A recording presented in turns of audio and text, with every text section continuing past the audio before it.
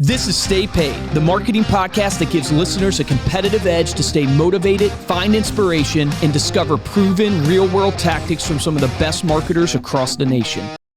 Welcome to another Stay Paid. My name is Joshua Stike. I am Luke Acree. And today we are talking about imposter syndrome. That's right. A common problem that affects many successful people. According to the Journal of General Internal Medicine, up to 82% of people face feelings of imposter syndrome.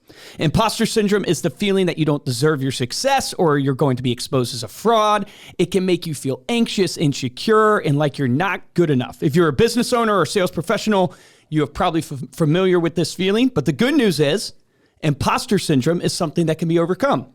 In this episode, we're going to talk about imposter syndrome, why it's so common, and how to overcome it. And at this point in the podcast, you can tell that Joshua Stike's voice got a little sexier this podcast. It did. It absolutely did. This is, I thought that was beautiful. This is what you have to put up with when I read intros. You just have to sit here and just wait and be like, when are you going to get to the point, Joshua? I tried to even do the inflection of, and today, but I don't know if I nailed the inflection. We're going to have to listen beautiful. back. This is our Halloween episode. This is exciting.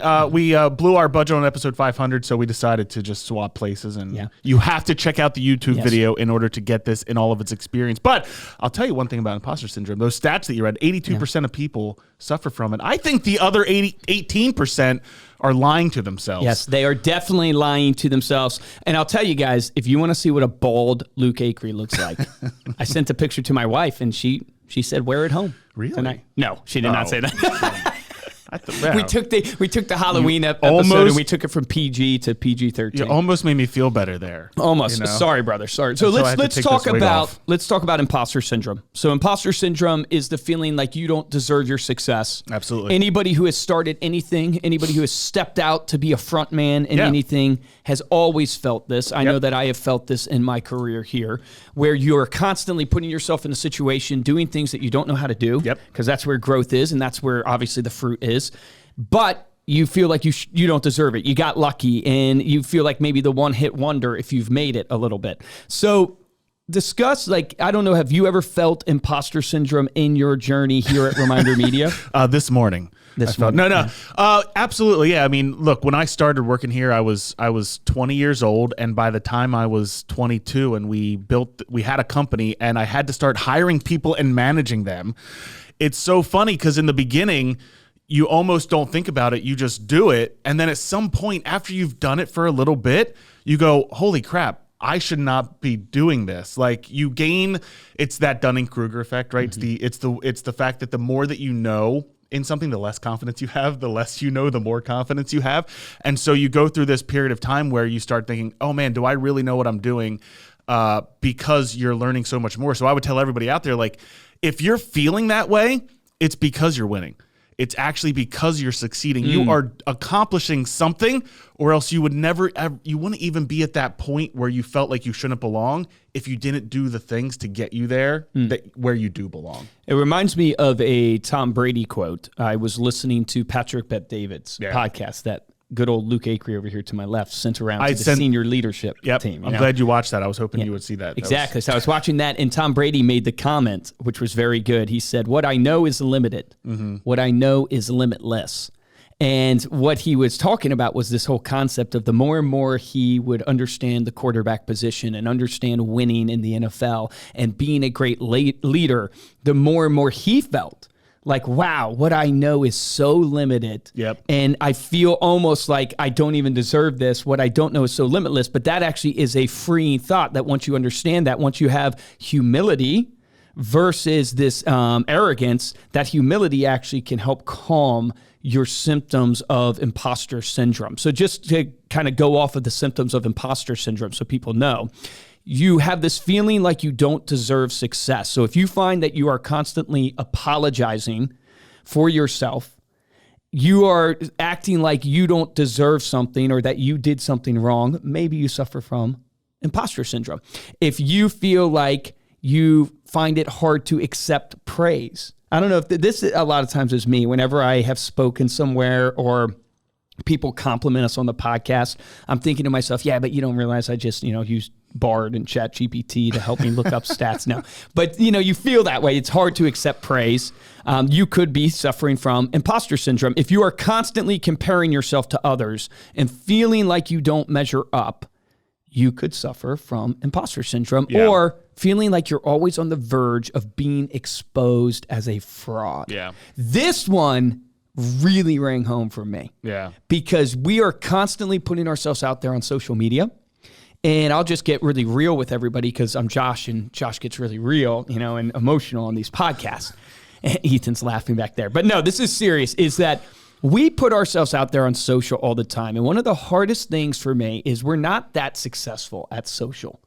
And, I know, we have a lot of followers here. Like you can go follow my Instagram and stuff. I don't get a ton of engagement or a ton of likes. I get proportionately, I think it's decent compared to other people in the industry. But I can look at my wife's sisters who are a lot younger than her, and they're in like high school or college, and they'll get 5 times as many even engagement or likes on their post. And I have, 20,000 more followers than them, right? So it makes you feel like, wow, here I am preaching marketing. Here I am preaching how to be good on these things, or at least educating how to be good on these things. But I myself, I'm not the master of it or not the best at it. And that can constantly cause for me this feeling of, oh man, do you really know what you're talking about? Are you an imposter? And I think that's a really critical point to make, because I don't think just because you yourself haven't totally seen through, like a perfect example, just because you yourself haven't maybe sold 100 houses doesn't mean you can't implement the strategies of those who have sold 100 houses. Does that make sense? What I'm saying is, though I'm not the master of social media, I have had some success on social media, but more importantly, I am following others and getting coaching myself on what works and implementing those things. I think that and this applies to even if you are like a new real estate agent or a new insurance agent, or you're a new professional and you're kind of struggling with that same idea of, well, I'm not as experienced as some of these other people, or you're comparing it to others, like you said, or you have enough knowledge where now you're concerned that you don't have enough to help people. To keep in mind, you're still entering from a place of wanting to give value, and you still are the professional. You still have more knowledge than them, and you can help them. Gary Vee frames it up as imposter syndrome being a prettier word for insecurity. And that is all that imposter syndrome really is insecurity. So how do you actually overcome insecurity? You practice, right? So if you're having, you bring up social media. How many times do you post on social media? You got to keep practicing and posting on social media. If you're having difficulty or feeling like you don't understand maybe how to help someone as a client, you've got to do your research. You've got to study. You've got to practice on those areas where you're feeling insecure. And we can label it as imposter syndrome. And that's going to make us all feel better, because it doesn't sound near as bad as saying, no, I'm insecure in this area, because once you admit that you're insecure in that area, you have to actually face that insecurity and do something to regain, as Luke would say, that security. Yes. I gotta make sure to pronounce that correctly. That's an inside joke, and probably an outside joke for most of you listening who know I can't pronounce the word security. That's how I pronounce it. I don't know why. But you make a really good point. It's very well said to move to this, how do you overcome imposter syndrome? And so we all face it. How do you overcome it? The first bullet point written down here is challenge your negative thoughts and beliefs and share your failures with people. And I think, the first way to overcome anything, right? The first way to actually address a problem is to admit you have that problem and to face that problem head on. And I've often shared before, or I should say you, Luke, have often shared before. Sure, I do it all the time. Yeah, when you express the failure, when you actually give light to your failure, you have power over that failure. 100%. When you hide the failure, it's controlling you. Yes, it controls you. And that's where imposter syndrome comes from. When you try to hide your mistakes from everybody, when you try to put the makeup on so nobody knows that you're just a real person, then it has power over you, because you feel like, oh my goodness, I've created this whole facade. People aren't really going to love me for who I am. They're not going to actually want to buy from me, or they're not going to think I'm great. And that just is a spiraling effect. Yeah. It's like it's the manager who thinks that they need to have all of the answers. And I've struggled with this before in the past, where it's like, I feel like I need to have the answer, so I can't admit when I don't know something, when the best value or the most valuable leaders are the ones who can admit that they don't have the answer, and they're more focused on getting to the right decision rather than they themselves being right. And when you put that amount of pressure on you to be the one that's right, you have no option but to feel a little bit insecure or a little bit like you're the imposter, because you're true with yourself. You can't hide from yourself. You can't hide from what you know. You can't hide from your own feelings. So you've got to be willing to share that with others in order to overcome a lot of that. Well said. Well said. The Thanks, second Josh. point, the second point that I would say to overcoming imposter syndrome is, you want to reveal your failures so you have power over them, but you want to focus your mind's attention on your strengths and on your accomplishments, because, winning breeds winning. So you want to make sure that you focus on the things that you are good at, because the things that you are good at, you have confidence in. And when you have confidence in something, you display competence usually in those areas. And that will help create for you, even if it's a small win, even if it's a small strength that you have, honing in on that strength and giving life to that strength is really powerful. Don't underestimate your actual strengths. Instead of focusing 100% of your time on your weaknesses, that's just going to breed that failure. If you focus on your weakness, you'll create weakness. If you focus on your strength, you'll create strength. Yeah, and don't forget that you are where you're at because others have acknowledged that you belong there, right? I think Simon Sinek talked about this idea that he struggled with imposter syndrome and speaking on stage early on in his career and feeling like he didn't belong there. And then he reflected on the fact that, wait a minute, people have vetted me and have chosen me to speak to this group of people. And just being able to recognize the fact that others have opened doors for you and others have basically already said, no, we want you. You're doing a good job. That alone should help to give you more of that confidence in order to overcome those insecurities. Yeah, you lose sight of like all that you've done. Yeah.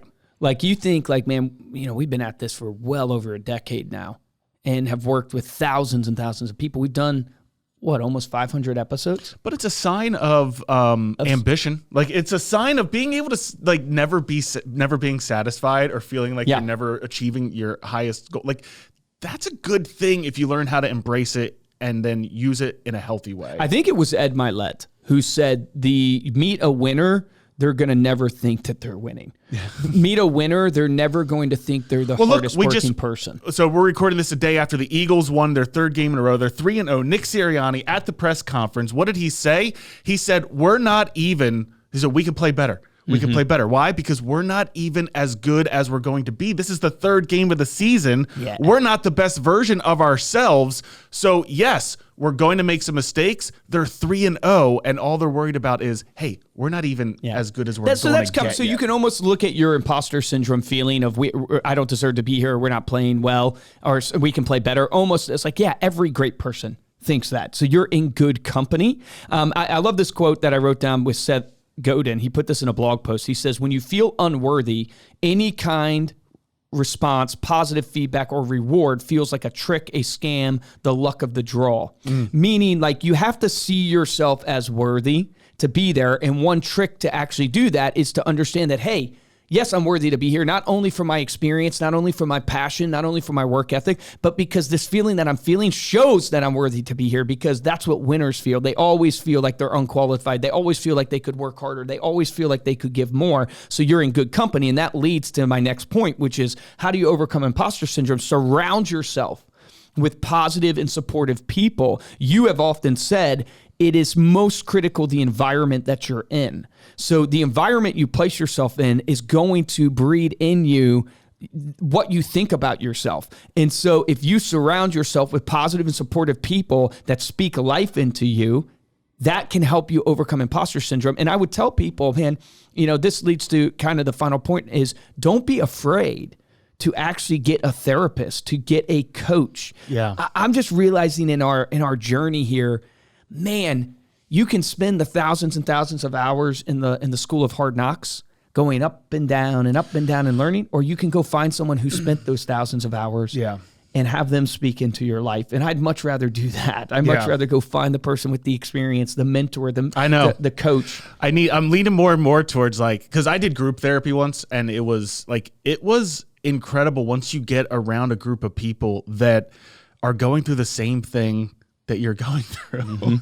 And you're like, you live, up to that point, most of my life thinking that I was the only person dealing with this stuff. And then you get around all these other people. You go, holy crap, there's so many other people that are dealing with it. And you get advice from them and you get techniques from them and you get to share and you get to apply some humility in being able to say like, hey, like, I don't know what to do here, or I am, feeling this way or whatever that might be. Whether it's from a mentor, it's from a therapist, it's from a group thing, like you do the YPO group, which is a similar thing. It's almost group therapy. Yeah. Well, almost everybody, almost all of us in the group have a coach, a therapist, someone like that. Pretty much almost I want to say almost 100% of everybody in the group. Yeah. And that just shows you, right? And these are insanely successful people. And we all have coaches. We all have these therapists that speak into our life.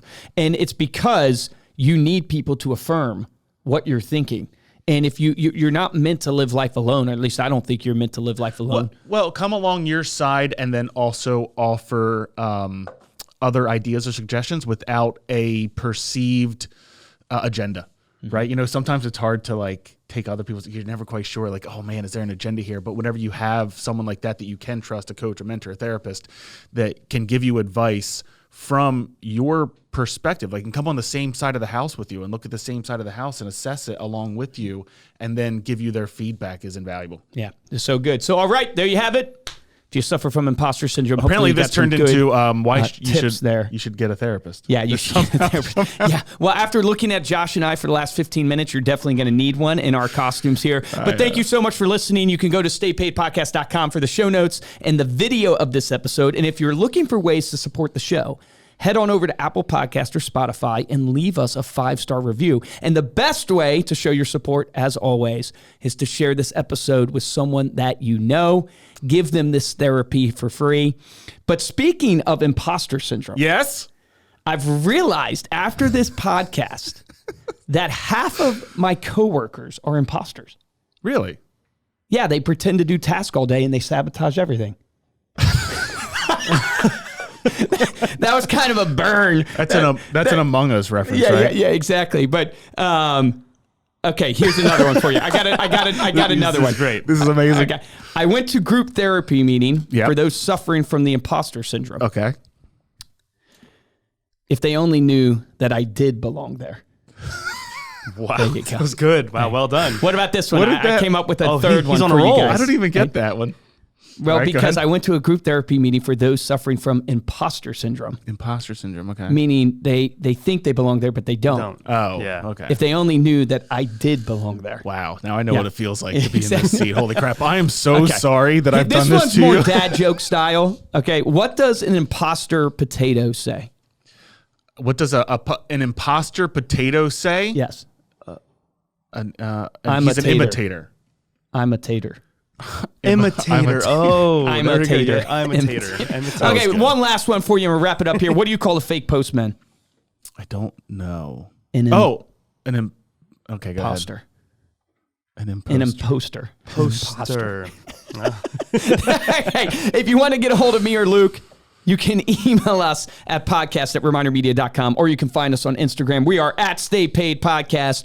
Make sure to join our broadcast channel. By the way, that's a new thing. There's a poll out there right now. Yeah. You get behind the scenes, special features, special thoughts from Josh and I on the broadcast channel. If you go to our at Stay Paid Podcast Instagram, you just go to the link in the bio. You can join the broadcast channel right there.